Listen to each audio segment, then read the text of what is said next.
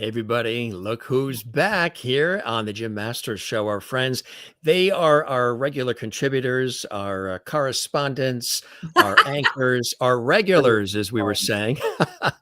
Yes, it's not deja vu. It is Alison and Dean back because there's something really exciting that's been happening, and it's called Homecoming. We're going to talk about it in just a second. How have you been? We were just chatting before we went on. You guys literally are everywhere. You were just in New York doing the live from New York with the podcast, Right. in Rhode Island at the Chocolate Expo. I mean, you guys are everywhere. Where does the energy come from? We're traveling a lot. I think. Well, Alison, where does the energy come from? Well, I take naps. The thing is, I'll be like, go, and then I'll have a day like, yeah, I'm done now, and I go take a nap. And also I have iced tea here. This is just regular brewed Yorkshire tea with a sprinkle of Splenda. So we say caffeine is my friend. What's your secret, Dean? I think anxiety is the secret, because it's like, if you worry about there's a point where there is no tomorrow on these things. And so you have to step in. And I have always been quite a procrastinator. I can delay things, but then there's a point where critical mass happens and you have to step in all the way. So we've been in that stage now for a little while, and it's gotten more intense in the last couple of weeks. It's pretty hard right now. I like events because for years I produced at the summer party for AIDS Project Los Angeles at Universal at the Comedy Stage, and I produced that, and that would get absolutely nuts. And like the 2 days before, it was just like and then when the show would start, because I was producing the whole thing and hiring the crew, and then I'd MC. Once the show started, I said, "Don't speak to me. Speak to the stage manager, the nice man with the headset. I'm not even talking to you." Once it started, I would be so calm. They go, "You are like practically Zen." I go, "Well, because now the train has left the station. It's choo-choo. It's on the tracks. There's nothing else to do. Just it's the show now, and now it's like that. There isn't anything else to do. The thing is going, and whatever I've done up to that point has either worked or it has not." Right. Darn thing. And that is where I think that's what production is generally. You do everything you can do, and then you have to let it go at a certain point, and it becomes what it becomes. But it is that time when you feel like you have something that you can influence. You feel like you have to sort of max out your ability to influence before before you surrender to the inevitability of whatever it happens. So did you ever think any of this would be what it has become? It's almost like, you were in the series Little House on the Prairie, and you've done many which was easy compared to all of this. It was a lot easier. What were we thinking? As actors, all you have to do is show. You got a call time, you learn and you show up. I mean, it's a tough gig to get, but once you get it, it's not a hard gig. This is a much harder gig. Because we're really working for a living. This is the hard part. Now we're having to do the kind of things that poor Michael had to put up with the producing and the dealing with all the nuts and the bolts and the things happening. And I mean, it's fun. We get to hang out with our friends. We're going to see the fans. It's a whole holiday thing. We've got Santa coming, for heaven's sake. Yes. It's going to be great. Yes. It's lovely. I'm working on with Saturday night. We have a little barn show, or the Little House Follies, and I'm like looking at like, okay, this is going to be the finale, and this is going to happen here. And you better tell me what the heck you're singing, because apparently I know. I need to. I know. Well, it could be some combination. It's probably going to be some combination of musical and spoken word. Awesome. It'll be some combination of both of those. Just tell me how long it is. Yeah. And I'll put it again. When it stops, you'll know it's over. Right? That'll work. This is the kind of wacky stuff we're doing and figuring out. And this is the Simi Valley event we're talking about. Which is just before we get into this deeply, Jim, I just want to say I love your open. I think your open is very, very cool. I love the drawing and the whole thing. The music is very upbeat and positive. It's a very nice, slick little package you've got there. I mean, good for you. Thank you very much. Podcasters were eyeballing everybody else's graphics and opening. Yeah, exactly. No, but it's really nice. So good for that's congratulations. The pleasure is mine. I appreciate it. A friend of mine who's an illustrator designed the logo, and he worked on all of the Betty Boop material for Broadway and the Boop character. And he was working on some sort of remastered cover for an Aerosmith album. And I said, we wanted to design a new logo because we used to have, when we first started it 5.5 years ago, we wanted to, spice it up. I said, what do you think is in right now? And he said, retro. Retro is in. Yeah. So he designed the logo. And then I said, and the first part that you see with the sketching and the genie bottle and all of that, that came from a totally separate video that he did, which was a thank you for having him on the show. So I said, maybe there's a way we can take that, combine it, and then have the logo, because that's his hand actually sketching. Yeah. People will ask, they think it's me doing it in the beginning, sketching that. And I said, well, the giveaway is if you look at it, you see somebody that's right-handed doing it, and I'm left-handed. So that's him actually doing that. And I said, maybe we can marry that with the logo. And he said, well, we could do that. And then we picked out the theme music and everything. And but I said, is there any way we can have the logo sort of, pop out, not just be stagnant, just pop out at the end with the beat of the music? He said, well, I'm an illustrator, but not an animator. So I don't know if I can. But my daughter, who's doing work right now for the Tonight Show and some other things, his daughter, he gave it to her. He says, can you make this come to life, this still? And she did. And we married it all together. And there it is. I will make sure every time that you are here, Dean and Alison, even if we change this open, I will make sure that's the open that plays just for you. Thank you. Would you? Yes, we like that. Because you're regulars. You are regulars. We have friends and people who we bring in and with our production stuff. There's irregulars and there's regulars. You're the regulars. No one wants to be irregular. No. So how much chocolate did you eat in Rhode Island? I've had much more for me. I've had much more chocolate since we came home because I brought so much with me and it has to get eaten. How about you, Alison? Huge bag. I mean, first of all, you're walking around, they're like, here, have this, and they're bringing stuff to the table, and you walk around, it just goes on and on. It was enormous, this enormous pavilion of different booths. There was one that was all about cooking, like if you were actually a restaurant chef, chocolate you might use in recipes, serious chocolate. But then they give you a bag, and you go around. What was the thing I like? Oh, the candy-covered fresh fruit. Not chocolate. It was a weird candy shell. They put the syrup on like a kebab of grapes and strawberries. Oh, great. And then they chill it, like quick chill it, go, here you go. And you're like, what the heck? It's very shiny. And it's like crackly candy with a real actual fresh grape. And it's very bizarre. Wow. So it's sort of like a creme brulee coating on the top of a grape or something. They had everything. Not quite that, but it's not frosted or it's not glazed, but it's really delicious. So. Oh, and there was a whole booth that was just nuts. And then there was a thing that was this chocolate. And then there was the caramel. And then they had chocolate fountain where they dip things. Oh, and they had that stuff from Dubai, the thing that's the pistachio crunchy weird. They had a whole booth of that. You name it, they had. And so they took us around, gave us a giant bag. And we're just like, here, we'll have to. And the nut people, the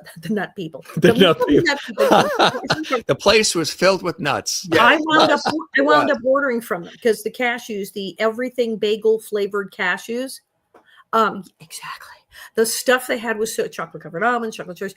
I got home. Bob's like, no, we need more of this. I actually just ordered. So I'm going to give a plug to Bree's Sweet Treats. Bree combines two of my favorite things in a lot of her stuff: Oreo cookies and milk chocolate. Ordered stuff for our upcoming event in Simi Valley. That good. Almanzo's sweet chocolate Oreos. So it's got my picture on the Oreo with the Oreo cookie all individually wrapped. Oh my God, it's so sinful and so delicious. I need a bag of those. really good. We're both big fiends for chocolate and sweets. I was and gonna things. So when say, they called wow. Chocolate Expo, In we Rhode were like, Island, yeah. never mind how much. It's the chocolate. We That's get chocolate. just- We get we chocolate. get We're on chocolate. the We're plane. going to We're go on the back and plane. do it again, Jim. We're going to do it again. Oh, in that's April. fantastic. They Oh, do that's them great. all over the country. It's huge, and they have different TV stars. And so we said, sign us up for all of them. Just bring us. Yeah. See, now if you had your choice between having your face on the box of the Wheaties or on the Oreo, it's the Oreo, right? Oh, definitely. Oh, Yeah, no definitely the Oreo. Yeah. So yeah. you Not got- like Wheaties too, but Oreos are wow. Yeah, they are. They're good. Yeah. Do you dunk them ever in milk? And Oh, absolutely. do you Sure. take them apart and eat the cream first? or I the sides do. first? I do. Yeah. And I love them when they come out of the freezer. You put them in the freezer and then you Because get you know the- how many kids probably did that while they were watching Little House on the Prairie? Oh, Plate of Oreos with glass of Oreos, Pop Tarts, Jiffy Pop. I mean, it was all all of it. the bad, delicious All the bad, stuff. delicious. You know, and we're watched all over the world. When I was in Ireland, I went to Belfast and Dublin, and the wonderful women at Belfast, they said, now, we hate to make you work. You've just got here. We need you to stop by this friend's house, meet some of the relatives. Of course, like the whole apartment building showed up. It was crazy. But they were really nice, and they had tea and cakes, and they said, here's our gift for you. When we watch Little House, we had certain snacks that we had to have while we watched Little House in the afternoon. Yes. And these are like really iconic Irish snacks. There's certain kind of the potato chips, the little sticks. There's events, and then there's these raspberry creams. And they're good. This was our snack lineup for Little House. So here's a whole package so you could go watch your Little House reruns and eat the Irish snacks. They were amazing. So That's yeah. unbelievable. Wow. What about in They're France? really all over. In France, they used to show us. Well, they still do is at lunchtime. That's how they all got hooked. Because French people go home for lunch. They used to all go home for lunch. Now still some people do. Every day at 12, they showed Little House. So Why am I thinking that's like, escargot and Little House? Yeah. That's what I was nice thinking. baguettes. Right. Maybe a poulet roti, a little chicken, but definitely a little baguette, pass the cheese. What's Almanzo doing? It's That's awesome. Have you ever thought of getting a second home there? Yes. Like my friends keep bugging me, going, "When you should just stay here." I'm like, "Well, I do actually live in Los Angeles. My husband, I have people to see." But yeah, they're trying to talk me into it. But you're really a New York kid, right? Originally? Yeah. I was born there, but I ran away. We came out to California. You really went out early. west. Yeah. I'm a Hollywood child. Absolutely, grew right smack in the heart of Hollywood. Yeah. Right. And do you still have family that's East Coast? Relatives? No, I don't. I have Canadians. I have Canadian cousins because my family went much like the covered wagons on the prairie. They went Vancouver and the thing in Toronto and New York and LA. They went everywhere. But I have a whole passel of cousins all over Canada. That's incredible. Mm-hmm. This event coming up is Simi Valley, like next week. Is this one of the largest ones in terms of the amount of past cast members who are going to be there together? Yeah, it is. Because 16? What do we got? 16? It's incredible, right? Oh my goodness. 16. No, it's a nice group. And I think people are going to win. I think people will have a good time. This is a very affable group. So it'll be a fun time. The advanced weather report for Simi Valley is looking spectacular. So I think it's going to be it will be I'm not going to say a hot winter weekend, but it's going to be nice and warm. So we're not going to need heaters in the tents and, that sort of thing. I think it's all going to be good. It's going to look more like Easter than Christmas. Easter, I was going to say, Santa Claus is going to be in his shorts. Yeah, could be. Santa, like, I got to stay cool. If it gets too hot, guys, I got to, hot cocoa becomes iced tea. Yeah, could be. That's fantastic. Well, congratulations on everything. It Thanks. really is amazing. It is like second careers, like a rebirth of everything Little House on the Prairie. And just anytime, we've talked about it before, but anytime anybody mentions it, people just have such a warm feeling and connection to it. And you've talked about it individually and collectively, all of you and all the guests who've come through here. We've had Pamela Roylance has been on, David Freeman's been here, and Karen and Charlotte and the Green Bushes and all of them. And every single one of them. What's really wonderful is all of them take a moment to throw the light back on the two of you for being on the forefront of all of these Little House on the Prairie events and gatherings and all of the fanfare and love, because you guys are really working hard behind the scenes to pull all of these things together, right? So the other cast members that you've worked with and have admired all these years have come on shows like this, and they will shine the light back on both of you. Well, it's very kind of them to do that. You know, I think of us all, once we're together in a situation like this, we are, you know, we are a Little House family at that point. And so we're all there for each other. But it's nice to hear that people are aware of the effort that goes into these things. We have a lot of fun doing it. I mean, it's very meaningful to have a chance to contribute to it in the way that we try to make it pleasant for everyone, because we've had so many events, and obviously everyone's heard there were events during the whole 50th, the 2024, where it was just overcrowded. There were too many people. Things were out of control. We had some events that were rough on the fans and rough on the cast. I've always said we should have T-shirts that say "I survived the Connecticut reunion." But we try to make it fun for the fans and make it more accessible. Like with this whole holiday one next weekend, we're saying, okay, we're going to have this many people. We're not going to try to have 18,000 people there like that were in Simi. We're going to keep it a reasonable number. And we try to make sure that our fellow castmates have a good time doing this, that it's not an arduous process, that it's enjoyable and a holiday for them too. A fun chance to hang out together and interact with people. And yes, we're not trying to extend anybody to the breaking point during a weekend like this. We want them to have a good time. Get food. Get food. Enjoy. It's supposed to be an enjoyable thing. It's not. It shouldn't feel like you're breaking rocks in the prison yard. There. Yeah, no, absolutely not. Fun for everyone involved. Exactly. Come say hi, enjoy, share memories. Exactly, which I think is amazing. You know, something else that is doing that as well is Little House Homecoming. And wow, what an amazing. Did you watch it? Yes, it was sent to me, and it's fantastic. And they've also sent, some wonderful behind the scenes photos, kind of like the making of, and we really appreciate the folks doing that, courtesy of Little House Homecoming. This is really something. Tell us what I just want to say, Jim, isn't Karen so beautiful? Is Karen 83 now? I mean, Karen just looks amazing. She looks amazing. She really does. Well, she spends a couple of months in Italy. That might do it. A little wine, she's little having cheese. a good time in Italy. That'll do it as well. She's coming home from Italy to attend Simi Valley next week. Exactly. We shot that interview with her in the Bay Area, and she wasn't on any of our journeys, but we went to the Bay Area and set up with her in Berkeley and shot that. That was taken in Walnut Grove.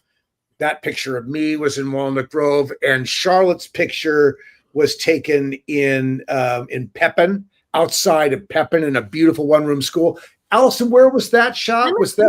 I think it was it Walnut Grove? Okay. I think it was in some storeroom preparing. It was Walnut Grove or Simi. We're getting ready and went into the storeroom to shoot. There you go. And that's DeSmet. That's in front of the surveyor's house in DeSmet. Or maybe it's the schoolhouse in DeSmet, but really, really cool. The profile there is Jonathan Parker's daughter, Anna. There she is. Look like lilacs or something. I mean, it's just, Anna is the whole purpose behind this. This is the Trout River in upstate New York, and where Almanzo grew up. And that's a picture of the hat, the Michael Landon hat that I have at home. So Jonathan's done a beautiful job packaging this. This was taken in Virginia, at a farm in Virginia where he had access to oxen and a covered wagon. And so he shot some pretty footage there. This is Lake Pepin at Wayside Lodge. And this is in Mansfield, Missouri, doing a little driving of a very handsome Morgan horse there pulling a log. Yeah. This is really, it's quite amazing too. And there it is, folks, on your screen. Tell us what it is. If people think, okay, Little House on the Prairie and this and that and the other, for the folks that aren't sure, if they don't know anything about it, what is, and we have a trailer we're going to show, Little House Homecoming. Alison, I think you have a good take on it.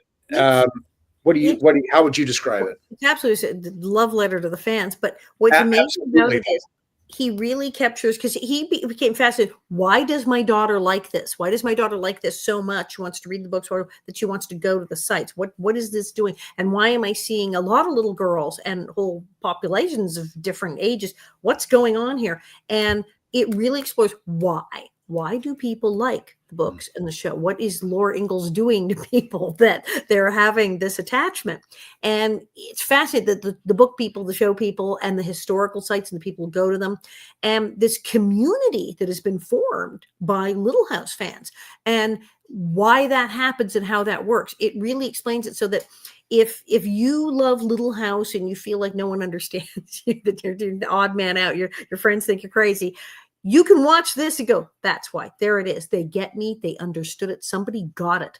And if you've ever wondered, what is the attraction? I mean, yeah, it's a great show. You guys seem nice enough. What is the attraction? Go watch this documentary and you will see this bond that these people have with this material. It's absolutely fascinating. I think it's people, I think we all want to feel safe and secure and connected to a community of people. There are very few places that I've witnessed that connect people like the Little House on the Prairie experience does. Where this all presupposes, Jim, that you like it, that you appreciate it. And if you are in that category and you come to one of these events, you are surrounded with by people who feel about it largely as you do. It's a love fest. And I think that that's what this movie captures, is that sense of a love fest, of a connectedness that people have over the themes that make Little House so special for people. And I think Jonathan Parker, the director, came at this wanting to affirm the beautiful things that his daughter has felt about Little House. And I think he captured that in the interviews that he did and the beautiful visuals that he captured. And Jonathan is, I think, a very talented guy visually. And I think he just, you've never seen these places. And Alison and I have been to these places many, many times. I have never seen them photographed more beautifully than they have been photographed in this film. So how did it all come together? Did they approach you and say, this is what we want to do? So Jonathan, it started at, I got a call from Trip Friendly, who is the rights holder to Little House. And he said, there is this director. I'd like you to talk to him, because Trip and I had worked together on another documentary years earlier. And he really liked what Jonathan was thinking about. And he asked me to chat with Jonathan. And when Jonathan told me the story, or told me his motivation was to support his daughters, to affirm his daughter's love and affection for this material, I was completely in at that point. And I picked up the phone and called Alison and said, we need to do this. And Alison and I it's sort of an interesting yin and yang that Alison and I have in this space. But I just know if Alison steps in, it's going to be good. And I just knew she would get this. And it's been really fun to be. And then, of course, we reached out to Charlotte and to Karen and to really good. It seemed like everyone was making a documentary about Little House that year, because it was the 50th. But they were all coming at it from different angles. And there were people who were doing kind of gotcha, guess scandal, the TMZ version of thing. We're like, yeah, not doing that one. There were people who very clearly were just like, well, I'm going to do this. And it's going to be all about me, and I'm going to make all the money, and I'm going to just like get free stuff and footage of all of you. And it just, some of them, there was just like an unseemly quality to the whole thing. And it's like, I don't know if I want to be in this person talking about? So we turned down a lot of stuff. Because there were tons of them, and some of them good and some of them but this had a quality to it that it seemed like this was a more straight up kind of thing and was exploring something the others weren't. Some of them were like going, well, we just want, behind the scenes of the show, or with the history of Laura Ingalls. But PBS had kind of already done that with the whole Master serial. Prairie page, right? Right. This is about the phenomenon of the fans and the community, and I don't think everybody else was doing that. And that was kind of like, and the angle that it's his daughter following Laura kind of thing. And I thought, okay, well, this is an angle. No, the other people aren't doing this. I wanted Anna to narrate the whole thing. I sort of pushed for that. Because she narrates the beginning and the end of the film. It was good. I thought it would be really fun. And look, we weren't looking for wall-to-wall narration in this. It wasn't that. But I thought, this would be fun to allow her love and affection for this to thread it together. Well, Jonathan didn't want to put that much pressure on Anna to have to. How old is she? Was she 11? 11, 12. Yeah. She's 12. She's not technically in show business, so that might have been like brutal. Such a sweet girl. And Jonathan and Becky's children, so Anna, Joel, and Ben are absolutely, they are beautiful, beautiful children. And this is they are really a lovely family, and they radiate so much of what this is about. And so there was no question that we were going to get involved with them. And Jonathan went out and talked to people who feel about, well, it wasn't hard to find them because they're everywhere when we come to our events, but he selected people who were able to verbalize what his daughter, whether she was consciously putting it together in these words or not, but they were able to share what she is found so moving through her young life. And that's what's in the movie. There is, as Alison said, or as we've talked about, there's nothing controversial in this. There's no gotcha. There's no deep, dark hidden secret. There's nothing, something you've never heard before. It's not that. This affirms why people love this material. That's what Little House Homecoming does. It is a total affirmation of the beautiful themes that make the program and the books as beloved as they are. And it's all right there in this little movie. It's incredible. We actually have the trailer, which we can show for our viewers. And nice. Everybody is saying hello. They're sending their love. And one person asked, what was it like working with Michael Landon on set? I think we knew we were in the presence of a very unusual person right away. I mean, he had that thing when you say somebody walks into the room and has the 5,000 watt smile lights up the room. He really did. So you knew you were in the presence of something special. But when you look at the fact that he was writing the show and producing the show and starring in the show and directing the show and doing all of that, and casting the show, all of us go, when Michael decided that we're in the show, to the point he would sometimes nearly get in trouble because he'd say, "That's it, I want this person, you're hired." And the producer was like, we have to like talk to their agent, make a deal, speak to the producers. And he was just like, "No, I know what I want. And this was an amazing phenomenon. And he was so funny and so energetic and so driven.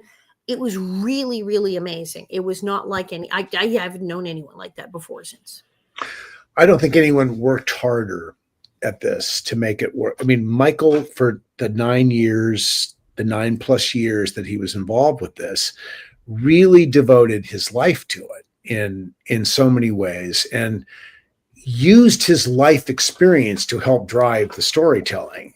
There are so many great stories about how Michael would sit in his office with a group of writers, and they're trying to crack a story, and he would have these moments where he would sort of look up, and the room would get very quiet, and he'd turn his chair perhaps away from his rotating chair, and there'd be silence in the room for like 5 minutes or something. And then the chair would turn around and Michael would spin the entire story in, like, he would lay it out, and everyone is taking notes, and filling in but he had this wonderful way of connecting the story that they were telling to something that for him was very real. And so it had this ring of authenticity to it when he would tell a story. And writers can be very judgmental about what's being told. Well, people were just there and embracing this because his vision was so clear. It was just, no one was ever going to question this vision. It was locked down, absolutely solid. And he gave dailies at lunch, first thing 7:30 in the morning on the set, working all night, writing during the day in his director's chair. He'd be writing and handing pages to the assistant director to send back to his secretary, Evie, to type up for the next day.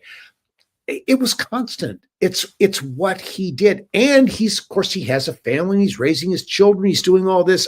I just think it was this massive pouring out of energy because I think he knew without question that he was into something that was timeless and beautiful, and he believed he had absolute belief that it would sustain beyond what we were doing.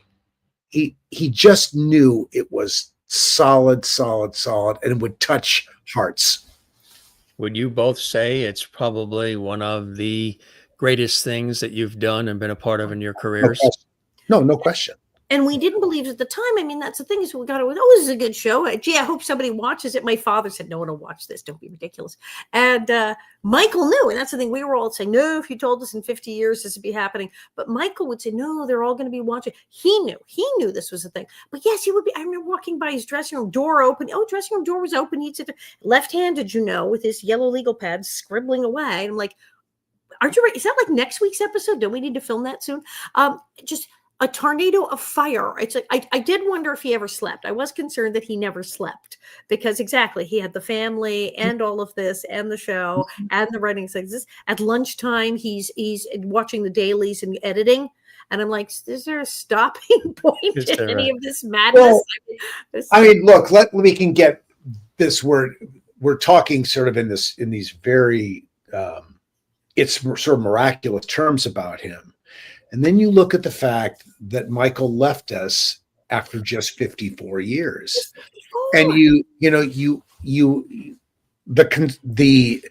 reality that so much energy was going towards this, there's only so much that people have. And he created this enormous body of work, and he did it so relatively fast. And he worked. Michael was a classic work hard, play hard, play really hard guy. And he used that life force, but he used it to such good in the long term. And well, the fact that we're all watching it and still talking about it 50 years after the fact is sort of the proof in the pudding. It's just we never believe it. But look at what he did. Look what he did last. I mean, I did an example of like how fast Michael worked. So I go to do a movie in France years ago with Jean-Pierre Mocky, famous eccentric French director. Like you got to make a movie about him one day. So I'm doing this thing, and everyone said, "Now, Mocky, are you going to be okay?" Because he likes to work very fast. He just he shoots a whole movie in like 10, 12 days, and then works on the editing. And I thought, sounds reasonable to me. And we shoot these scenes, and he's got like 3 cameras, steady cams doing massive coverage as bang, bang, bang, bang, bang. Like 1 rehearsal, 2 takes, just whips through the whole thing and then says, okay, next, moving on. And I'm like, great. And then we do next one. And the crew is scurrying around. His crew's with him on all these films.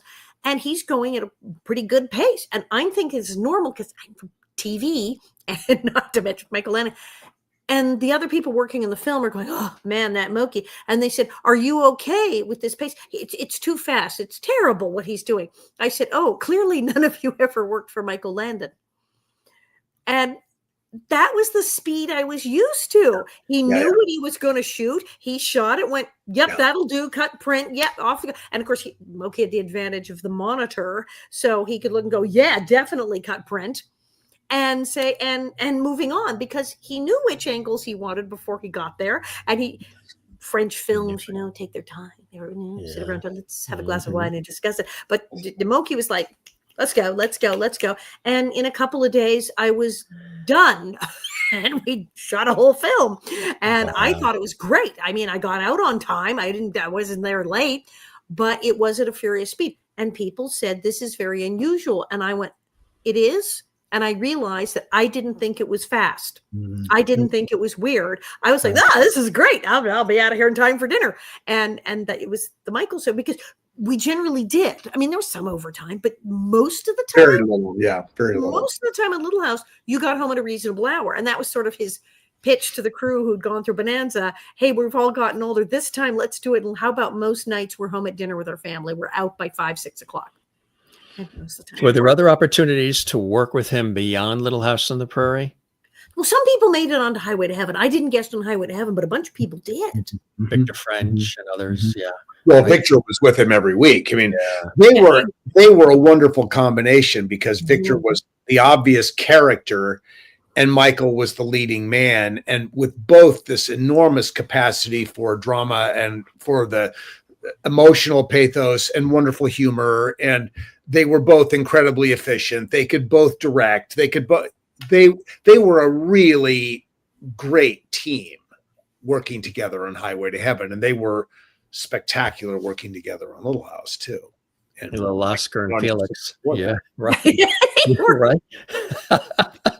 Joined at the hip, Oscar and Felix. I was going to say, exactly. We have the trailer, which is really fantastic. We're talking about a lot of different things. Little House on the Prairie, of course, the Simi Valley event. Is that close to sold out now? The tickets I know were limited and going fast. A lot of all those VIP ones. We sold out a lot of the VIP packages, the Phantom events. You lose. But there's the regular tickets. There's regular tickets that you can get, and you'll still get we think that there will be a nice walk up. Yeah. I think a general admission ticket is really a walk up ticket, and there we will have tickets for those people. I mean, but there is a cap, as Alison has said earlier. There is a cap on the tickets, because we do not want it to be just packed with people. But I think we're going to be fine, and I think it's going to be a really nice weekend for people. Yeah. Because we've done that where there's an unlimited number of tickets available, and you know what? An unlimited number of people showed up, and it was wild. And we said, maybe we won't do that. We're not going to do that. Let's see how many people will fit in this space, and how many people can we talk to in a day. Let's do that. So you should, if you're coming, you should get your tickets now, because at some point they will say, that's everybody. But you know what makes the two of you, and I've said this before, and I said it to the other ones too, the other fabulous cast members who are here and friends, to show how really you care about the fans and you care about the series itself, and honoring Michael's legacy of this wonderful series that was created, and your roles in it, and understanding the connection that the fans have. At all these events, including the one in Connecticut, because I went to it to surprise everybody, and I witnessed how you guys were.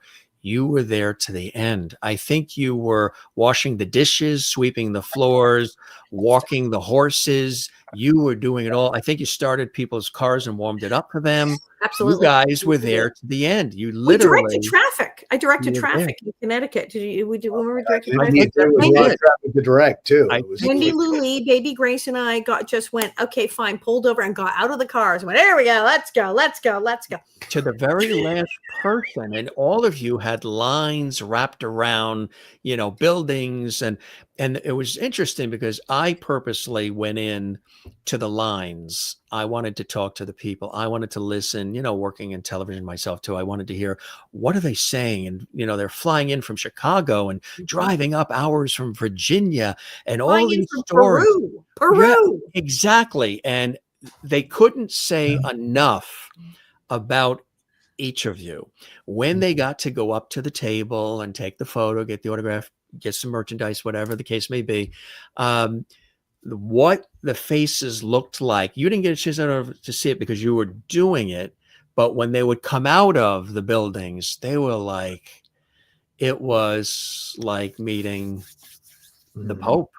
It was. Well, I said earlier the last time, it was kind of like the Beatles arrival. Well, that's great. you really took the time, and you take the time to make. Not everybody does that in this industry that we're in. Not everybody will stay to the very end of something that's, busy and crowded, and you guys did. And it was amazing. People were on lines. I know with Alison, they were like, oh, poor Alison. When does she get to, is she going to have a sandwich? Should we go out and get her some soup? She's there. She's still there. And you, Dean, and Charlotte, and everybody that was there. But they were like, oh, does anybody have a candy bar we can give Alison, or a bottle of water? Does she have water?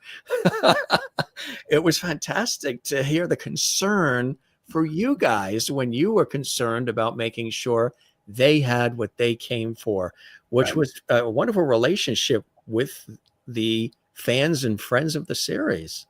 They're so good to us. I was working an autograph show in New Jersey, and it went long through lunch, and a couple of fans went out and brought me a chicken Parmesan sandwich. See? How do you beat that, right? Oh, well, I'll be then. I got a chicken parm. People bring me chocolate chip cookies all the time. Right? It's like, you let it, if you want to get something at an event, you just have to talk about the thing that you love. Yeah. And it will situation. And, oh my God, the chocolate chip cookies appear, or the peanut, in my case, the peanut M&Ms, or it's all of those kinds of things that show up in profusion. And, I say, oh, please, you don't have to do that. But of course, I'm so ready to dive into all that. And, people have been very generous. They are very, very generous. Yeah. The T-shirts, the food, the handmade things.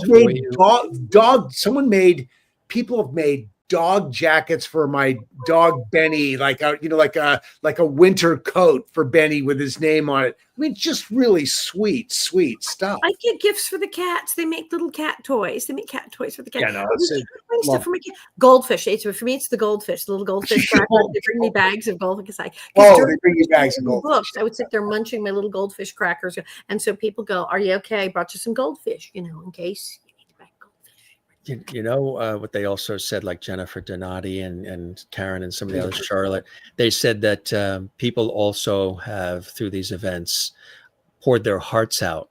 How watching the series and watching all of you dealing with the scenarios and the various characters that were on the show helped them cope with various aspects of life, things that they've been through. Maybe it was alcohol or a divorce, loss of a child, whatever it may be. How this series and all of you really helped them through various times in their life that could have been horrifically extended. And each of the other cast members said that they hear from people, whether they're in those long lines or it's just they write a note or they send an email or something online. They pour their hearts out to you, right? Yeah, no, I think that's absolutely true. They do. And I think that's part of the beauty of coming to the events, Jim, is that we get to hear what was so powerful for people. But there's a lot of commonality in the experiences that people have. But when you see it, when you can look in people's eyes and they're sharing with you very genuinely what they have felt, what they've experienced as they've watched the program through the years, and how it's been a source of comfort to them, of security, of peace, of commonality with the world, with the family that they thought that they would have loved to have had. It's such an incredible gift that way, that you get to hear that. And I think Alison and I both feel very strongly that we always want people to come away from these events feeling like they've met the people that they watched and loved, that not some version of us that bears no connection, but we really want them to know that they've met us and what they've seen through the years is the real deal, is really who we are. And I think I get a lot of pleasure from that, from having people know that. And I think our cast as a whole, when we do these things together, I think that's a big stress, a big point of interest for us, is having people know that it was wonderful for us too, as it was for them, those people as audience members. You We feel the want same way, Allison, huh? Yeah. satisfied customers. And it's true because even some of our events that went totally crazy, just stuff went off the rails. There were too many people. There wasn't enough water. I mean, and what was the one where we actually sent friends out to go get candy and water and snacks and give them to people in line because we can't just leave people there. Even when they were crazy, people said, but I had a good time. And it's like, well, good. And we want them to have a good time. We want them to afterwards go, well, wow, I went to an event and one of the events went wonky and I still enjoyed it and got stuff. And it was like, and so it's like, you'll have fun at our worst event. Imagine if you come to our best event. So we try to make it something that we have a connection. And like I said, when I was reading the books online during the pandemic and I started doing it just for me to not go bonkers, but the community that came together, people who were stuck in their apartments all over the country, started talking to people in different cities and became friends long after, saying, oh yeah, when I had nowhere to go and I couldn't go to work and I was stuck in my tiny apartment. So then there was this lady in New York and then I started talking to her, and while we'd chat while we were watching Alison read the book in the bonnet and eating goldfish, and it became a thing. And it was just amazing to see how Prairie fans are the kind of people who will reach out to each other and help each other in a community kind of way. And we see that at these events. People make lifelong friends hanging out at the events, people from all over the world. And I think that's part of a big part, Jim, of why people have a good time at the events is they are meeting people of common mind and spirit. And there's something very affirming about that. Right. And you are with people who feel as you do about something. And that's really good. You know what you're doing too, which I think is beautiful. And we've been showing some of these posts, like a lot of people also watched, whether they were kids. I mean, the series really appealed to a variety of different age groups, which is amazing and seen around the world. But people sharing things like Pam in Maryland, saying that my late mother and I always watched Bonanza and Little House. So, and some posting that they watched it with their grandmother or the grandfather, folks who aren't even with them anymore. And now seeing all of you and hearing about it and seeing the re-airs of Little House on TV, it's bringing them back to times when they were things were a little more innocent and they were younger and the grandmother was in the room with them, or their mother or their father was watching it along with them. And it's conjuring up all of that too, which is sort of the icing on the cake, which is amazing too. The watching with the mother, watching with the grandfather, that's amazing too, isn't it? There's still that multi-generational experience, I think, was a huge motivator for Michael. That's what he wanted people to do. He wanted people of different generations to experience the programs, the stories in their own way. And then perhaps if it really worked for them, they would sit and talk about it, and the generations would learn from each other, because everybody has something to offer about their perspectives are valid. And Michael believed in that, and he loved that communication back and forth between people. And we meet people where it's part of the memory of growing up with the show is, I watched it with my mom, I watched it with my grandmother, and now I watch a show, and that's how I connect to and remember my mother and my grandmother, etc. And so that's another thing that the show means to people. Absolutely. I showed this series for the very first time to a friend that's much younger. And I said, remember when Dean and Alison were on the show that other week? I said, let me show you a Little House on the Prairie. Do you see that Nellie Oleson that's there that just tripped that person or pushed that one down into the pond? That's that same person. That was that sweet, jolly, same person. Like, wait, that's her? Like, yes, that's not her, but that's her playing Nellie. Yes. As well, and all of you, they're just fascinated by, but they couldn't believe that this fabulous, funny, witty, quick Alison Arngrim was Nellie, because it was the first time they were very young, the first time that they saw it. Right. Like, yes, that is acting. That is. I love your stories where you talk about, people come into the supermarket and they're like pushing the cart running down the other aisle instead. Wait, that's Nellie.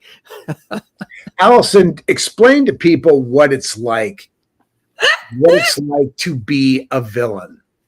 Yeah, well, it's a lot of fun. Great story. Yeah, it's fun because you can vent a little bit of an exorcism. It's not, I know some people said, "Oh, it's difficult playing terrible roles. I'm taking stuff on." I go, "Well, I'm letting it out, and I'm dumping it and leaving it there." Go, great, that's out. Therapy, I'm feeling so much better and getting it all out. And that's what people would ask my mother when I was very young. Well, what's she like at home? She go, "Well, it's all out of her system. She comes home, takes a nap. She's great." It was great because I felt I could vent things, the yelling and the screaming and the carrying on and doing all these terrible things you'd never, ever, ever do. And the craziness was I was shy when I was a little kid. So the idea that I was just so don't believe that. I've never seen you shy. That's just Midler was shy. Midler was shy. Her. Some of the most famous not shy people in show business were painfully shy as children. Sure. And so it was wonderful for me. Then it's like, watch this. Revenge on every bully who'd ever hurt me. Like, yes, I'll mock you by sending you up as this character. Yes. God, it just had so many things about it that were just really great. I got to tell you. And it is fun. And that's the thing is that you don't want to worry about, will they like me? Because obviously that ship has sailed. The idea is that they will not like you. So you want to just go with that. And if you do it right, you're not worrying about them liking you. They'll wind up absolutely loving you. Absolutely. Because you've gone the whole way with it. That's right. Absolutely. Yes, absolutely. Actually, George Mallory threw something in here. He goes, "Thank you, Alison, for your hard work and dedication to the AIDS Project Los Angeles in the early days." Because you were part of that. They had opened in 84, I guess, in the 82, 84. Bob had started there in 84. I showed up in 1986. It was when, because Steve Tracy, who played Percival on the show, was very, very sick. And he had people taking care of him, though, because his family and his friends all stood by him. And a lot of people didn't have that. And they really needed the services of AIDS Project Los Angeles and Shanti and AIDS Healthcare Foundation, all these groups. And I was in a weird position because people kept asking me, because they knew I knew him, questions about HIV and AIDS as if I was a doctor. And I was like, okay, it's getting a little nutty. Clearly people need info. So I wound up volunteering for the hotline, and which meant I got to take a whole course and learn all this great stuff and help people who were calling in distress and in need of info. And I wound up on the Speakers Bureau and the food bank and pretty much everything they had. And it was great because I was able to go and speak to groups about AIDS and HIV and how the virus worked and how to help people, etc., where they might not have booked someone to come in and talk about AIDS because it was too weird, because, it's the lady from Little House on the Prairie, we'll have her. So I got in places that other people weren't getting in, which was really gratifying. Yeah. That's amazing. Yeah, you both have supported things that you believe in, which I think is wonderful. Before we show the trailer, this was an interesting comment. Julia had posted, I don't know about you guys, but the font gets smaller and smaller these days. Put on those readers. I wondered why there wasn't a series about Laura and Almanzo set in their Mansfield home and their life after moving away from the prairie. Yeah. Life at Rocky Ridge, and she wrote about it. I mean, there's the land of the Big Apple, Rocky Ridge. There's books about it, and Rose's stories. I mean, and then Rose, what a fascinating character. So it's definitely good material. The rights holder, Friendly Family Productions, I think one of the reasons why it doesn't go into those areas is because their rights are in the actual books, Laura's actual books, what she wrote in those stories. They do not cover the biographical aspects of Laura. I mean, to the extent that the books are true, as Laura said, they are the truth, but not all the truth. Her story was much more complex, perhaps, than she wrote about it. But I think that's one of the reasons why they haven't gone there, because their rights don't extend there. And now Laura's really a public figure, and so in some ways, they want to work in the area where their rights are those 9 books. very Yeah. strong set of Golden rights Years, in those boom. areas. They go the first 4 years. true I to mean, the there was whole stuff thing, written yeah. later, Rose, when she and Rose go to the San Francisco Pan Pacific, but that's not in the 9, but those are not the Little House books. Right. There are further writings. There's her writings when she was writing for the newspaper. So there's reams of paper of stuff she wrote about living there, but that's not part of the 9 Little House series, and that's what they have the rights to. That's I think that there's such magic in the youthful stories of Laura and her family that I think that there's an idyllic quality to that people keep wanting to come back to. And that is the spirit that is in the series. That's the spirit that's in the books. It is that archetypal goodness that the series presents and the books present. That's what people are drawn to. It's a magical spinning of life and dramatic license to tell these beautiful stories. And it's lightning in a bottle. It's really lightning in a bottle. It's very, very special stuff. And you just don't read things like this. I'm not sure that I think they're real life. I think, and Alison, I'm sure you'd agree with this.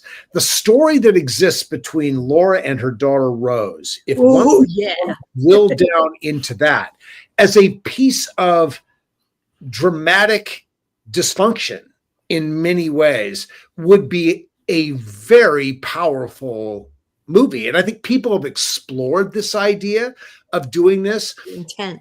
But what they did together, as dysfunctional as it may have been at times, is so beautiful. And that's the wonderful contrast of this. And it would be very dramatic. You could have a wild, Netflix kind of mini Well, series of Rose and Laura. I mean, it would be like The Feud. It would be crazy. But then it ends with that they wind up creating the Little House books and has a happy ending. And who knew? Yeah. Exactly. It's a wonderful journey. It really is. But it was not always a happy journey between them. It was a very complicated relationship. Right. What they achieved together was beautiful. Could you find more 2 strong-willed humans on the planet? Laura Ingalls Wilder and Rose.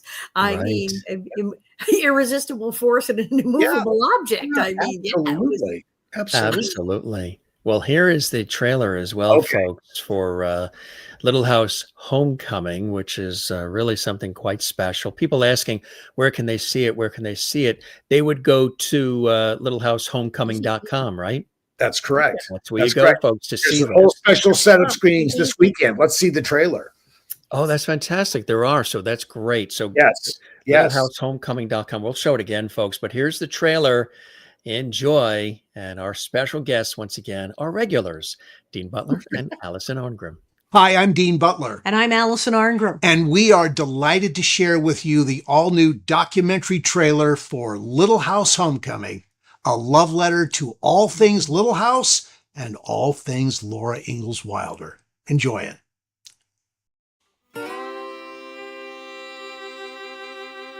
My name is Charlotte Stewart, and I played a teacher called Miss Beadle on Little House on the Prairie. I have a theory about why people like Miss Beadle so much. Because Laura adored her. I have dedicated myself to all things Laura. There is power in the themes, and I think they speak in so many ways to what is best in being human. The importance of family, the importance of God, the importance of community. You just don't find those kinds of influences, especially now. Laura Ingalls Wilder was kind of a best friend of childhood.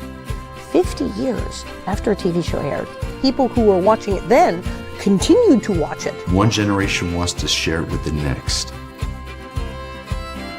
And we show up in small towns where suddenly there's 1,000 people there. It's overwhelming. I didn't understand the impact of Little House. It's how deeply moved people were. People are walking up and crying, and they have their little babies, and they say, I just named my baby Laura after Laura or Grace after Grace, and just think, oh my goodness, even the fans feel like family. There's a sense of camaraderie. They're sharing experiences and stories and how the show impacted them. Because it's wholesome, it's true, what true family is really like. Everything is just so fun about it. I think Michael Lennon would be proud, and we all feel like we're doing something really good. My father never won an Emmy for that show. Who cares? And that a show from 50 years ago could trigger such emotion in complete strangers. It's almost impossible to completely process, really, that this is happening, but it is. Laura presented them in a way that was compelling and eminently human. Can't get any better than that.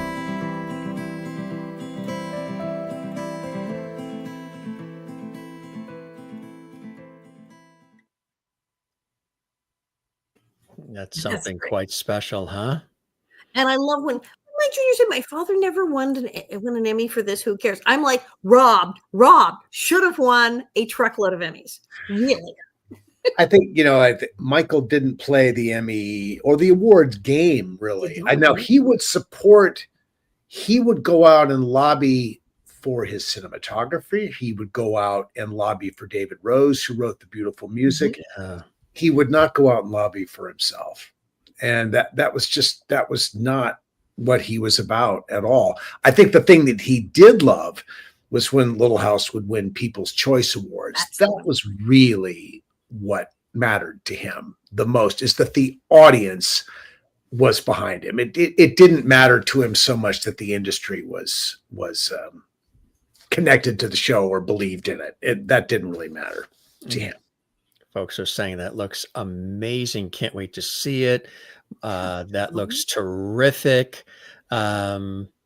This person here writes a very nice comment. Thanks for the comments coming in live, everybody. Alison, thank you for being such a consistent person, actor, advocate, author in my life. I know I've never met you, but I want you to know it. You've made such an impression on my life. That's from Jan. Thank you. Wow. Thank you for doing that, Jan. Thank you. You know, the reward for Michael is that people still love Little House on the Prairie 50 years later. It's a show that will be watched by generations to come. Thank you, Maureen and Sherry. Says, looks like a don't miss, looks wonderful. Yeah. A lot of love and heart and soul in that, huh? It's incredible. It really is. Either of you, you guys going to run for office or anything? I think you'd win. Well, Jim, thank you for sharing that with people. And, as I mentioned a moment ago, there is a special series of virtual cinema events taking place this weekend, and people can check it out at littlehousehomecoming.com. And we hope they do. I think it was very well received last weekend during its premiere virtual cinema event weekend. This is the second, and there will be more to come, but it is available this weekend. I'd love that Jonathan wanted to introduce this during the holidays, because it's just, it's a perfect family experience for the whole vibe and feeling of the holidays. It's great. We've asked some of the other cast members what they do. What are some of their holiday traditions? What are some of your holiday traditions, Alison and Dean, with the family and friends? Cooking. A lot of cooking in my house. People are. The last time you were on, you created a real stir. Everybody wants that cinnamon chicken. Yeah, right?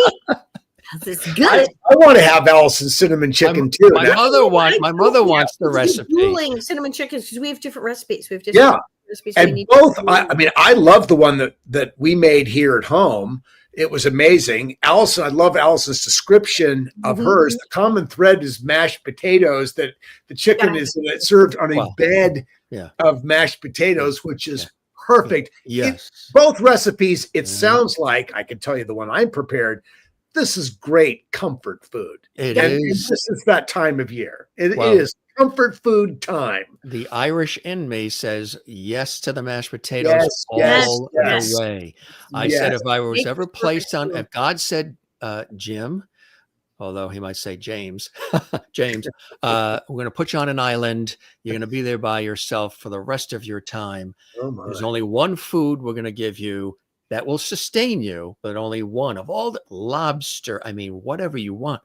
Oreos with Dean's face on it. I mean, you could have anything. Mashed potatoes. For chili would be mashed potatoes. Okay. You could want a variety of potatoes, some baked one With day my and face in it. Yes, there you go. Exactly. Nature But my healthy mother food, wants that cinnamon potato. chicken recipe. My mother's like, I heard that. I watched the episode, Jim, and Alison was talking about a cinnamon chicken recipe. That sounds good. I'll make Excellent. that. Excellent. My friends keep making me make it for them. Are I'm you like, doing a cookbook? I think you said you were doing. I am. it. I am working Yes. on the cookbook. I absolutely. It's almost done. I swear I'm working on the cookbook.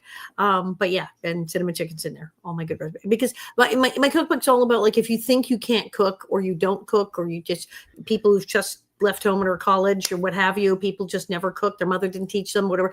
You can cook. These are way simple methods so that you can get decent food on the table, even though you don't have experience in the kitchen. Good stuff. Really good stuff. Congratulations on everything, gang. All that you're doing, this resurgence of love and understanding and appreciation for, of course, the books and the television series, all of it put together. And now there is, of course, this wonderful documentary. There is the Simi Valley, which is coming up, and everything else that you're doing collectively and independently in your careers is really beautiful. And it's all positive and inspiring, hopeful, fun, which we definitely need more of about now. And it's putting a lot of smiles on people's faces and bringing back a lot of memories. LittleHouseHomecoming.com, folks. Check that out. We thank everybody at Little House Homecoming for the trailer, the beautiful photos. And you guys are welcome back here. And Regulars. you are regulars. That's right. We'll make sure we play that show open for you. Perfect. And we will Perfect. welcome you. I've had the opportunity to meet both of you in person, and you really are, just for the fans watching, they are exactly like you would hope. There's no airs about either of them or any of the folks you've seen come through with Little House on the Prairie. They are the real deal. What you're seeing now is what you'll get, which is quite remarkable and fantastic. Thanks for stopping by. Best of the holidays to you both. Safe travels. And as I've always said, we'll keep that porch light on for you. You're welcome back to the Jim Master Show anytime, my friends. Anytime. Thank you very much, Jim. Thank you. Thank you so much. You're welcome. Merry Christmas. Happy holidays to you and your family. And have fun at the events next week. Say hi to Santa for him. And can you let him know? What do you want for Christmas, Jim? Well, you know, you'll remember this back in the days of the Sears Wish Book. Okay. Sears I don't Wish remember Book. that, but Oh, the Sears Wish Book. Yeah. I had the blue chip stamps catalog. Did you? Stamps. I remember blue chip stamps. Green stamps and blue chip stamps, and we had blue chip stamps. There was the and green my mother stamp, yeah. every Saturday, because you get them at the gas stations. There was At the these gas things in station. the book, and she Filling had books of stamps. And she Or said, remember, "Now's the time. You want an expensive toy? Hello, we got the blue chip stamps. Go for Well, it." people would go to the gas stations, and every time you went, you get a new dish or a glass or a knife when they would do full serve. They would check the tires, the oil, gas you up, and then you would get How a the world has for my changed. gas station. how it all changed. How Yeah, the world So you had a the Sears lookbook when you're Sears lookbook, Wish Book from absolutely. Sears department Wish stores, and they had the toy section on the back, and you would be given the book, and you can circle what you would hope Santa Claus would bring. And my folks said, "Well, you know, Jim." Or back then, I'm the fifth James, so it was Jimmy. Jimmy, there was a time when you circled 99 things in that Sears Wish Book. There was actually one time I actually typed out the list. I got a new little portable kids toy typewriter when I was a kid, and I typed out the list that I wanted, and it was single spaced, and it was like 100 items.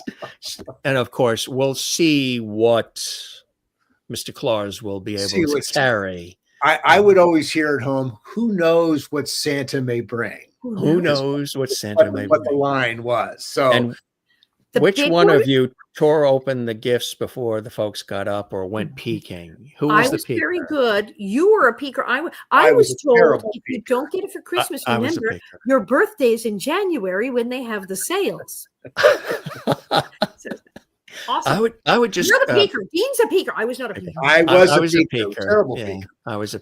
I would strategically tear just the corner of the box or whatever, just to see. Oh, is that what that thing is? Yes. Is that what that thing it's just is? so terrible. Yeah. So But once I would just advise anybody against it, because once you find everything, then the joy of it is over. You've sort of wrecked it for yourself. Right, So right. once you do that one time, you'll never peak again. you will not All peak. of us. I, of all people, Miss Bad Girl. What? I didn't peek. I was like, I will wait until Christmas morning. See, you're just you're First thing, the sun could be up this much, and I'm like, I am open to it. Now, would Nellie Oleson have peaked? Absolutely. Yeah. oh, He would totally, have said, yeah. Willie, get the ladder, and we'd have gone up into the cupboard, and I'd have made Willie climb up into the space with the presents. Oh yeah, yeah. We would have. And would Nellie Oleson? Nellie would change out someone's present. Yeah. I was just didn't want. You Oh, I are a love mind this reader. I was instead. going to say, Yeah. would I mean, Nellie? that's what he would have done. Would Nellie send people to the returns aisle? Oh yeah, yeah. I yeah. didn't No, like that. didn't I come didn't down want until that. You bought the wrong kind, mother. Yes, absolutely. All right. Before we go, what was one of your favorite childhood gifts that you did get? That is one that still stands out like that was a really cool gift. I hoped I was going to get it, and I actually got it. I got As kids, there were so many Yeah, right. crazy stuff. so There was many many wonderful presents.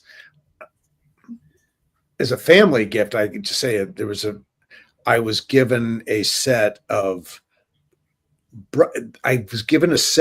brushes that had been my grandfather's brushes. Oh, that's nice. And they are still on my dresser, and they will go to a nephew, or they will go to a family member when the time comes. But those are really special kinds of gifts that are passed down generation to generation. I would ask for the dolls that walked and the doll that did this. I tended to get a lot of them for my birthday when it was cheaper. But it was always like some of the simplest, dumbest gifts. It was a plush toy, but it was a snake. It was a plush toy boa constrictor, because of course, and it was hot pink and purple. And what they did is they wound it up and it had a bell in the head and everything, stuffed it in this box. And what happened is, opened it Christmas morning, and this thing shot out of the box like snakes in a can, going ding, ding, ding, ding, ding, all the way up to scale. Again, had a heart attack over it. That thing was great. I love that thing. It had a little gold tongue. It was adorable. I love that. My mother That's so you to want to be scared by it. I was scared. It's like, I love this. And then my mother would get to Olvera Street, because here in Los Angeles, and we have Olvera Street, the oldest street in Los Angeles, has the Pueblo, the original, when it was the first part of Los Angeles. And they have, if you haven't been, go not only Mexican restaurants, but the shops and the cute things. Well, my mother found out you get a lot of marvelous things there for very little money on Christmas. And I had a beautiful Mexican chair with a woven seat. I had the piggy bank, the beautiful piggy bank with the flowers on it. But one of my favorite things was they had a sort of grab bag thing. It was a plastic tube with lots of little tiny, had a dollhouse with little miniatures, little dishes and things, but just all kinds of random, really tiny plastic toys. I think these things cost 99 cents back then.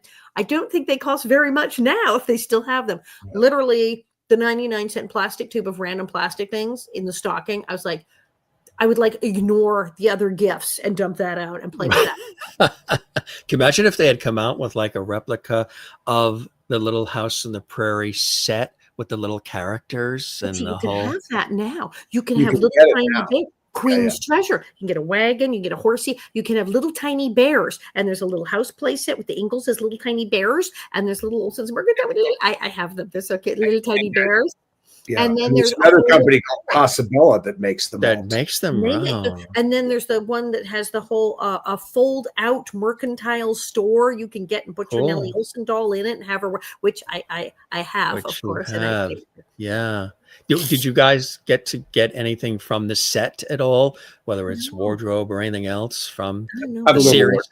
I have a little wardrobe. Yeah, you got some things. You got them things. I was told stealing it because we didn't know. We didn't know the show was going to end, so we weren't handing stuff out yet. And people did steal things from their show. Well, they couldn't give away your wig because they had some thought that they were going to give another version of you, and so the wig was shared. The wig wound up on that awful girl's head. That awful girl, Nick. Awful girl. I love her. You guys are a riot, really. Always a blessing having you here. Lots of fun and a real pleasure. And everybody wishing you guys Merry Christmas and Happy New Year and the very best to you both and to your families. And from us here, come see us again. Okay, guys, really Thanks, Jim. tremendous conversation. And thanks coming in on a whim like this to talk about homecoming and a little bit extra with Simi Valley. Always welcome here, okay? Thank you, Jim. Thank you very I'd much. love to come back. Pleasure is all mine, and I hope you enjoyed the time with me as much as I have with the both of you. You be well. Thank you. What would Nellie Oleson say as far as a goodbye or a farewell or a see you later or a holiday wish? You're welcome for my allowing you to spend time with me. That's very good. Isn't she And- fast, Is Dean? that- Dean, she's Is fast. that Love perfect it. for Yes. what? And Yes. we will all have a lovely Mhm. Christmas. I will give you my list of gifts that you may buy. It is my pleasure for you to have the pleasure to have Yeah, me of on my- of your her show, company, Jim. yes. Okay. Yeah, you understand this? And Dean and Almanzo. I or can't. Dean I'm not was- going to touch that. No, you No, can't. no, What no, else he said, You no, just no. say peace No, on no. earth and goodwill. I'm towards- just so glad to be in Allison's light. That's why we placed her in the middle Oh, between there you go. each other. She's There you in the go. middle. She's right Yeah. there. She is the queen, and She is the queen. we all love her. You you be well. Parting is such sweet sorrow, but we'll keep the light on for you. Be Thanks, well, Jim. gang. We love you guys. You Bye-bye. take care. Bye-bye now. Thanks, Dean. Thanks, Allison. And thanks to all of our viewers watching around the world and all your wonderful comments. What a treat to have them here on the show. And great time. Absolutely. Had a great time with Alison and Dean and myself. Fantastic. Yes, that was totally Nellie, LOL. One of your favorite gifts was cowboy boots, huh? That is cool. Need to have them back on the show. Love getting isn't this great? Yeah. Collecting and watching. And this is fantastic. Watching with your mother and grandmother as well. Gang, I just want to show you again, as Dean was mentioning, there's opportunities to see this wonderful film, this documentary. Go there, right there to littlehouselehomecoming.com. And you'll be able to see it this weekend too, for those that are watching right now. And yeah, that was a return visit. They've been with our show a number of times. Like I said, they're regulars here on the Jim Masters Show. They're part of the Jim Masters Show Entertainment Lifestyle Celebrity Talk Show series. That's always a mouthful. They are part of our family, and they've been with us a number of times, and they love coming on the show. As you can see, we have so much fun with them, and I love having them here too. So we always have a place at the table for Alison Arngrim and Dean Butler and all of the cast from Little House on the Prairie, and from all these great TV shows and movies and all the music artists and all the amazing guests we have for you right here on the Jim Masters Show. And this episode came at you live, so you could comment, you could chat with us, and I think it was fantastic. Catalina, New York City says, a great show with good people. Absolutely. In New York. And thanks for watching as well. The pleasure is all mine. Another absolutely wonderful show. The pleasure is all mine. And what stellar guests. You are very, very welcome. Thank you very much for the comment. And yeah, I believe that I think Jennifer and Michelle Steffen were watching as well, who played Baby Rose on Little House on the Prairie. They're fans of our show. They're dear friends. And thank you for the super sticker and that nice turquoise from Kathleen Walker in New York City, one of our big, faithful, lovely fans. Thank you very much for that kindness and for that support of the Jim Masters Show Celebrity Talk Show series. We love that, Kathleen. Very kind of you to do that. And when anybody does that in the chat room, the super chat, super emoji, super stickers, or they do it later on as a thanks, super thanks, we really appreciate that and value that as well. And a couple more comments coming in. Thank you. Happy to see this tonight. You're all shared so much and are so comfortable. I like that. And let me see the bottom part of that. So comfortable and real. Yes, absolutely. That's the way I like our show to be. We're not reading any scripts. There's no teleprompters. They didn't have questions that they wanted to be asked. We didn't pre-prepare questions. We knew what to talk about, and it was a delight. Again, we thank the folks who have sent the folks from Little House Homecoming who sent these wonderful photos, courtesy of Little House Homecoming, of Alison and Dean. These are all from the actual documentary. Charlotte Stewart, who's been with us a number of times, she was just with us recently. If you've missed any of the episodes of the Jim Masters Show where these amazing guests from Little House on the Prairie were on just recently, Karen Grassle was with us from Italy. She's now coming back to America. She goes there for a couple of months, then comes back. She'll be there as well. And really amazing. And we've had a host of Little House on the Prairie guests here on our show, some of them together, some of them individually. Karen Grassle has been here, and Charlotte Stewart, and Pamela Roylance, Sarah Carter, David Freeman, who played Jason Carter, her son, was here. And we've had, if you didn't see the episode when Wendi Lou Lee was here, that goes back, she was here. And Jennifer Michelle Steffen was here. Jennifer Donati was on our show as well. And the list goes on and on and on. So many amazing people. Dean, of course, has been here separately a couple of times, and with Alison as well. Alison's been here separately, and also with the gang, which I think is fantastic. So we thank them for once again stopping by the Jim Masters Show is to celebrate Little House Homecoming and everything else. And they shared some extra stories on this episode that they hadn't shared before, which I think was wonderful, and some nuggets about their own lives, how they celebrate Christmas, that incredible cinnamon chicken that everybody wants, that recipe. It really sounds good, huh? Cinnamon chicken with mashed potatoes. I am sold. Love comfort food like that. Also, again, some more photos. We showed these earlier. Oh, I want to let you know something special for folks while you're watching. Coming very, very soon.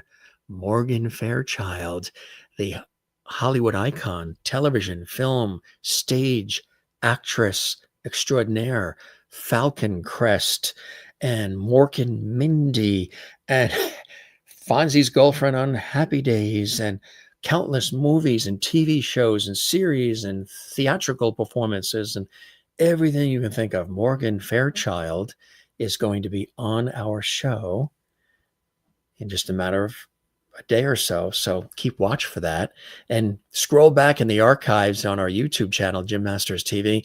You can see all the past episodes, hundreds and hundreds of episodes that are archived there for all of you to watch, share, enjoy, comment, and all the rest. Matter of fact, drop a comment below. Tell us about some of your favorite Little House on the Prairie episodes, from your favorite Alison and Dean and other cast members' moments. What is it about Little House on the Prairie that you love so much that you can't get enough of these stories and these appearances and the series and all the events? Drop a comment in the comment section below. We love hearing from you. We love to respond to your comments. And also, if you enjoyed this episode, give it a thumbs up like. There's a little thumbs up icon. Subscribe to our YouTube channel, Jim Masters TV. Very, very easy to do that. You see that subscribe button right on our YouTube channel. Subscribe. And that it really, when you subscribe to the channel and you drop a comment and you share the episode and you give it a thumbs up like, we love it. It really helps our show grow. It lets us know we're working hard and you're appreciating everything we're doing. But also, our platform, YouTube, loves to see that too. And they'll take the episode and they'll allow more people to see our series. When you do that, do you know that? You have the power to help our show continue to grow, even though we reach an international audience and we've been on all these years with all these episodes. Still, the viewers can actually help the show grow. There's also something new too. I think it's called Hype, where you can click the Hype button and you can hype our series, hype an episode you love. It's something new. And I see a number of viewers doing that, and we love you for that. That's so kind of you for doing that. So there's all these new things happening, and I think it's really Terrific. Take a few more comments here. We'll throw these on just so we, these are just little simple readers that you can get, at the pharmacy. Jim, you're amazing. You definitely bring us the best each and every episode. Thank you very much. My pleasure to you as well. Thank you very much. For Maureen, Nancy Smith says, what stellar guests. Thanks, Jim. My pleasure. Kathleen, thank you as well. 007, Susan. I love that. 007, Susan. That's cool. And Julia had a great time. Thank you for watching, Julia. It's great to have you here. Anybody that's new, we welcome you to the Jim Masters Show series. There's been so many new people that have been joining us here. Yes, especially in these insane times, it's nice to have a show like ours and a series like Little House and on the Prairie there. Cool stuff, gang. We love having you here. Hope your holiday season is going well. Happy holidays, everybody. We send you lots of love. Look for more great episodes coming up, more great guests. Feel free to send us suggestions, comment in the comments section. Let us know why you enjoy what we're doing here. And one more time, if you want to see that documentary, littlehousemehomecoming.com is the place to go. You saw a little trailer. If you joined us late, we showed some great photos, but also the trailer. And then Dean and Alison commented about it as well and added in some beautiful nuggets. So you can see the entire documentary, which takes you behind the scenes of it all by going to that site. First time here, welcome to our show. And again, you can follow us on all the social media as well. You can find me and the show at Jim Masters TV on X, Facebook, Instagram. Come join us there as well. And yeah, it's a blessing to have you here. So with that said, thanks everybody. Don't go anywhere. Another great episode of the Jim Masters Show is coming right up, and some suggested episodes, and there's binge watching past episodes. We have it all for you. Thank you for your time this time. Till next time, happy holidays. Be well, everybody. Hopefully this put a smile on your face. Taking you down memory lane with Alison Arngrim and Dean Butler from Little House on the Prairie. Back with us here. We kept the light on for them and they made a return visit. Good stuff. Stay tuned. Again, another great episode comes up for you here of the Jim Masters Show series. We love you all. Thanks for being with us. This was a great time together, wasn't it? It's always great when you're here. We'll see you on the next episode of the Jim Masters Show. Be well, everybody, and cheers.